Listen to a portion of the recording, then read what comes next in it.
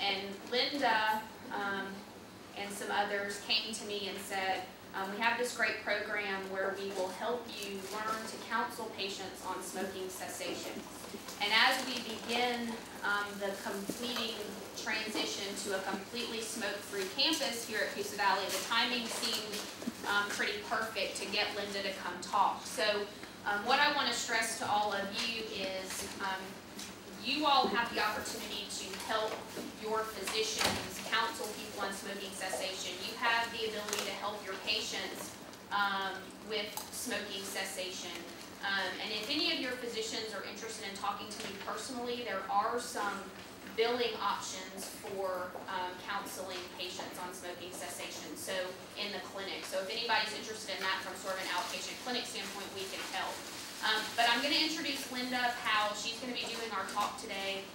Feel free to ask any questions if you have some, but our goal here is to help our patients get to a smokeless state in their lives. And unfortunately, we know that just saying you need to quit smoking isn't enough. And so Linda's going to help us figure out how to bridge the gap between telling our patients you need to quit and actually helping them get to that goal. So, Linda.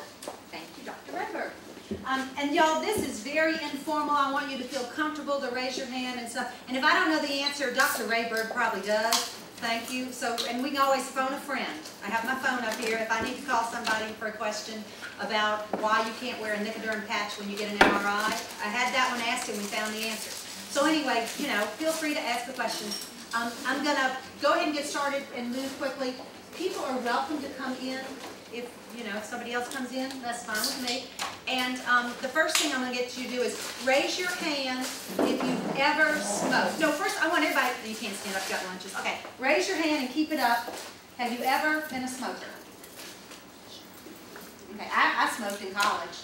Wow, that's it? Okay, I went to school in North Carolina in the 70s. Cigarettes were 50 cents a pack.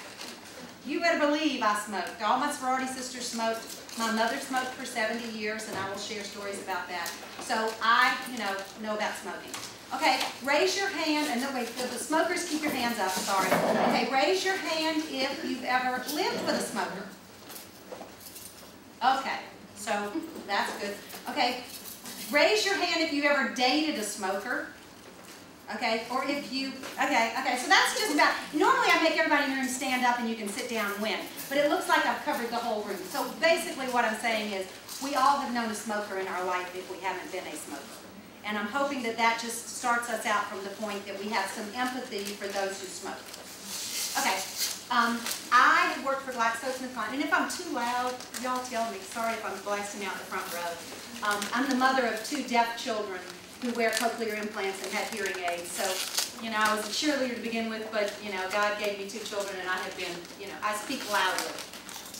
If it gets too loud, just say, yeah. And if you can't hear, wave at me. I've worked for GlaxoSmithKline for 18 years. I have had Nicorette, Nicoderm, Nicorette gum, if you're familiar with that, Nicoderm patch. I have samples to show. That whole time, pretty much. And now we have the Nicorette lozenge. So I have talked to doctors about these products for 18 years. And over the course of the time, come on in. Come on in. I have learned about the different products that are out there, all of the products. So you each have a packet, hopefully, that you've gotten. And Vanna White, Harisha, and Tom will get something if you don't have it. But you should get a packet that looks like this. And in it, if you have a pen, there are all the slides I'm going to do, plus a place to write notes. So if you're so inclined, you can write notes. I also hope that you got, we put some little booklets out. My Way to Quit, Tom, Vanna, Way to Quit book. Can you hold up one? Let's see, I got one right here. Okay, these. Oh. I just have different props, and I may talk about them at some point. So I'm just showing you some things that, I've got. And if we need the lights on, let me know. Okay, so I've counseled smokers at NASCAR events, and believe me, I've learned a lot, because when you counsel smokers at Talladega, it's like shooting fish in a barrel. We stand out there with boxes of Nicorette gum, and we say, any smokers who want to quit? And they just line up. And then we counsel them and talk to them for a few minutes, and then offer them a free sample and a coupon. So I've gotten a lot of experience doing that. I've counseled at health fairs, at conventions, in doctor's offices, in the Walmart when I see somebody crouching down in front of the smoking cessation stuff. You know, I go and stick my nose in and talk to them about how they've used it incorrectly in the past, etc. So anyway, I have a lot of experience, but we've got people in the room who probably have just as much and more. So I will draw from you if you have a story you want to tell.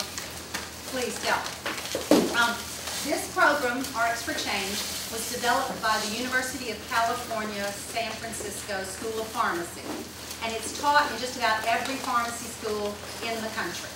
So it's about a 3 or 4 day course, and I'm going to cram it into an hour and a half for y'all. And there will be time for questions. I'm going to move kind of quickly. Feel free to throw up your hand. A lot of stuff will be explained. Oh, here are my objectives. Trying to learn public speaking 101. I'm going to talk about the health risks, consequences of tobacco use, and the benefits of quitting tobacco. I'm going to explain the role of nicotine in the addiction process. It's not just a bad habit. It is an addiction. I'm going to tell you how to counsel according to the clinical practice guidelines, the 5 A's. You'll see what they are. We're going to talk about assessing readiness to quit, emphasize that quitting is a process of learning a new behavior. Patients didn't learn to smoke overnight. They're not going to learn to quit overnight. I'm going to identify triggers and facilitate coping mechanisms with cognitive and behavioral strategies. That sounds like a whole lot, but there's a sheet in your packet that has great suggestions that I always recommend. Copy this and give it to the smoker to help them coping with what do you do after a meal when you always had a cigarette? What do you do when you get on the phone, you get in the car, you're stressed at work, you're at a bar and have a drink, you're around a smoker. They have lists in your packet for all of those things to do that a smoker can relearn some new behaviors. I'm going to address concerns regarding withdrawal symptoms and relapse, formulate and discuss solutions to common objections to quitting. There's like a 10-page handout about all the objections. What? That stuff costs too much. I can't afford to buy that. I've heard about hypnosis. What about that? What about the quit smoking shot? So, every kind of thing. Oh, I'm afraid I might gain weight if I quit smoking. All those are addressed in your packet. And then we'll talk about the pharmacologic and non-pharmacologic therapies. And that's just what's prescription. You've heard about Chantix and Wellbutrin or Zyban, Nicotrol inhaler, nasal spray, inhaler or nasal spray, or over-the-counter products like gum patch and lozenge. So anyway, that's kind of what my objectives are. And before I start, any questions, anything you're dying to learn? Can you talk about the relationship between cigarette smoking and alcohol use? Interesting. We can talk about that some, and there is some information in here about brain chemistry and how smoking releases some chemicals in your brain that make you feel good. And so that goes along with all kinds of addictions. Dr. Rayberg can probably answer it better than I can, but I'm going to show you some of that stuff. So once you see it, it's just good for people to understand that smokers don't just have a bad habit. There's something going on in their body that causes them to become addicted and stay addicted. And that's what this is. So we'll talk about the addiction part. Thanks for asking the question. Okay, I'm going to get going, and if I have trouble with this, tell me. And if y'all can't see something like that, too. Okay. I'm not reading. This is, C. Everett Koop was the former U.S. Surgeon General. In 1982, he said, cigarette smoking is the chief single avoidable cause of death in our society and the most important public health issue of our time. And that's still true. Cigarette smoking is the #1 cause of preventable death and disease, followed by obesity. And I also have Ally for weight loss, so I get the top 2 when I talk to doctors about preventing death and disease. All forms of tobacco are harmful. We are only indicated, and I have to say this so I don't go to jail, we've only done studies for smokers with Nicorette and Nicoderm gum and lozenge, gum patch and lozenge. So I can't talk about, we call it spit tobacco, they would call it smokeless, because smokeless sounds like it's healthy. But, dip or chew or whatever, it's a form of tobacco and it's unhealthy. We just haven't done any studies to help patients quit using that product with ours, so I can't address that. but that's just saying they're all harmful. Okay, this is just to show you that since 1955, the year I was born, you see the trends have come down in cigarette smoking. Red are males, blue females. But it's really sad that since about 1991 or so, it's stayed relatively the same.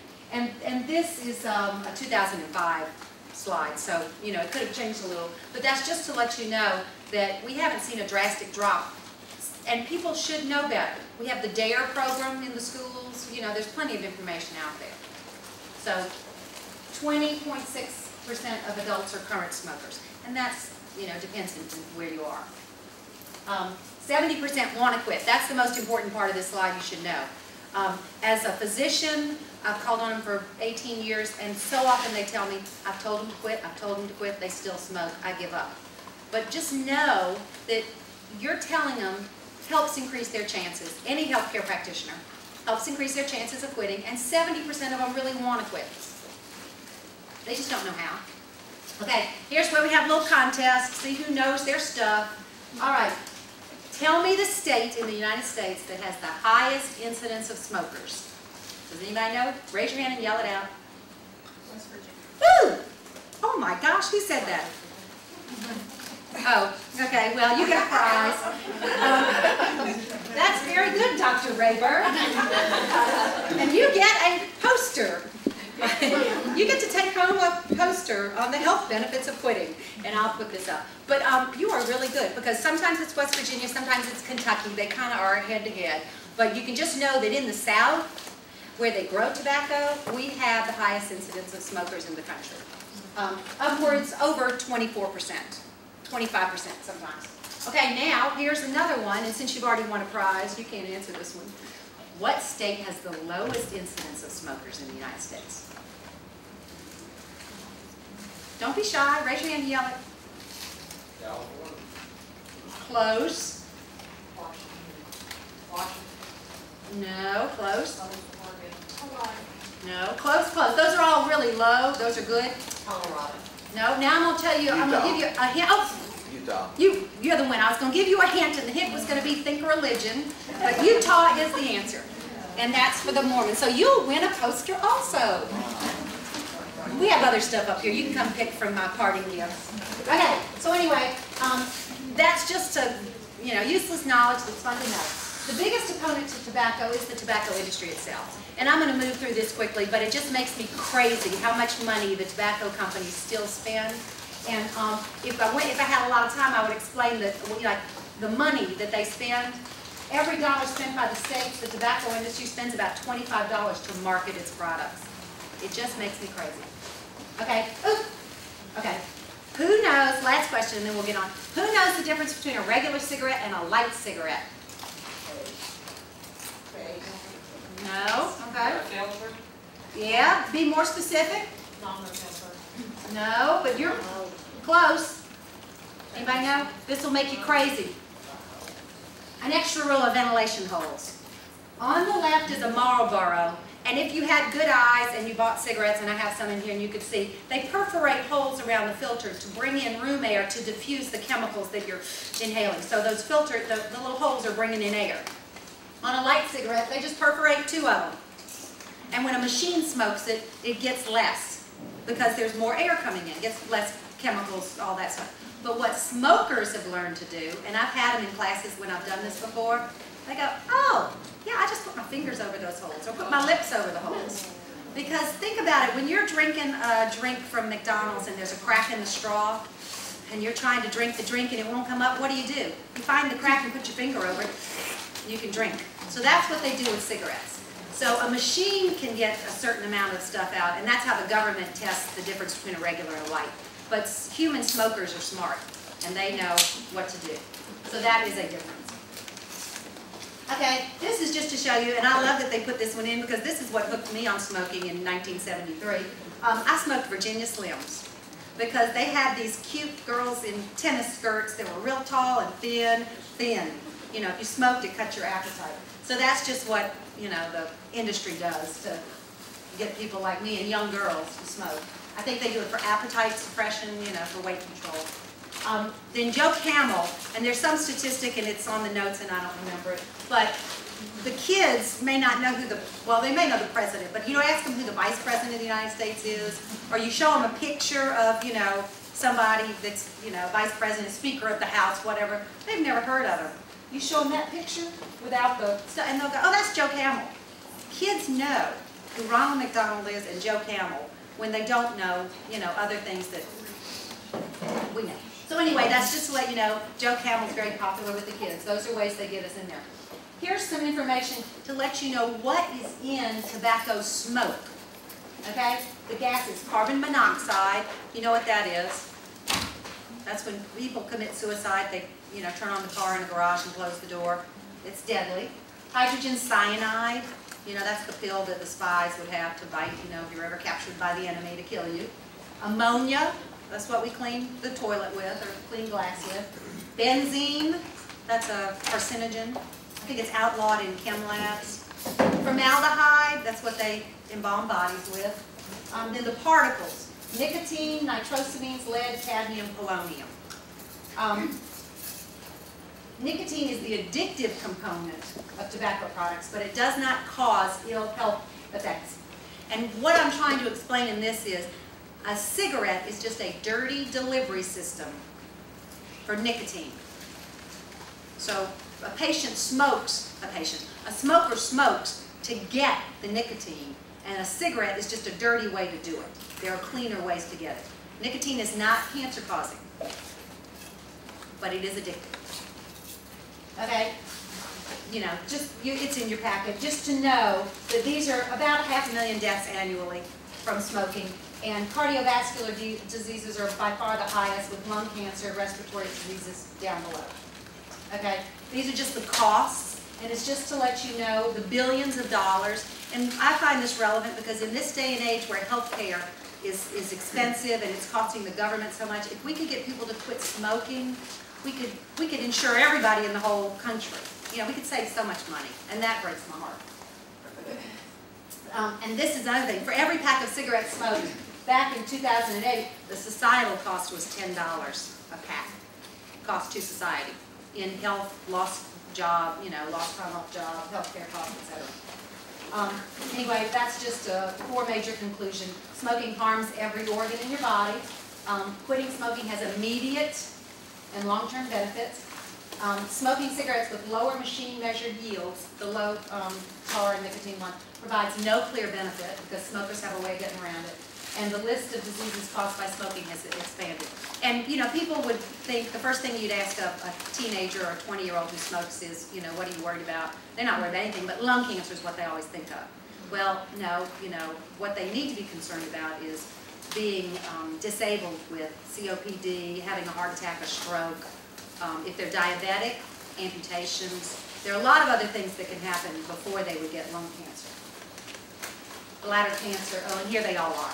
So, all those cancers, pulmonary diseases like pneumonia, COPD, cardiovascular diseases, reproductive effects for women, low birth weight in child, increase in SIDS, poor pregnancy outcomes.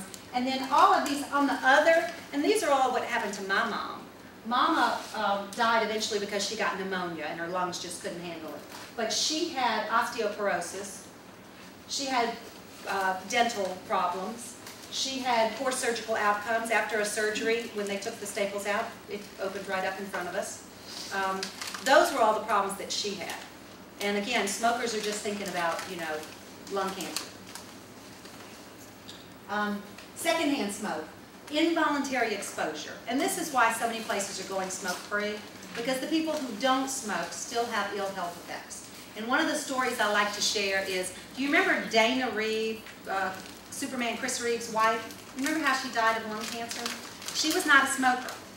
But what somebody hypothesized, and I thought it made sense to me, was she'd been a nightclub singer in her teens, 18 and older. She'd been singing in smoky nightclubs. And it could very well be that she died from secondhand smoke exposure. So, that's my medical opinion. But, I'm not a doctor, but I play one during the day.